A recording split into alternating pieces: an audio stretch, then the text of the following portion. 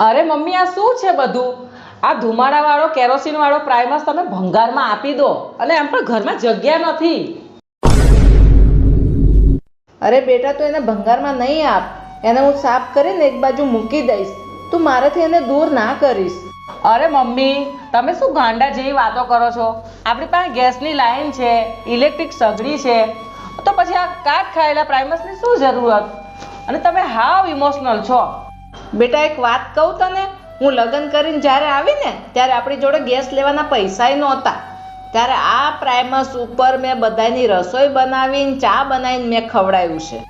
અને બેટા, તને ખબર નહીં હોય, જ્યારે તારા સસરાની નોકરી છૂટી ગઈ ને ત્યારે આખું અઠવાડિયું મેં આ પ્રાઇમસ ઉપર દાળ ભાત બનાવીને અમે ખાધા હતા. પણ આ પ્રાઇમસે કોઈ દિવસ અમને ભૂખ્યા નથી સુવા દીધા. અને બેટા, આ પ્રાઇમસની લાગણી અમને ખબર હોય, તને ખબર નહીં હોય બેટા.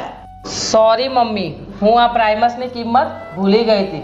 આ પ્રાઇમસ ભંગાર નથી, પણ તમારા જીવનનો સંઘર્ષ અને તમારા પ્રેમની નિશાની છે.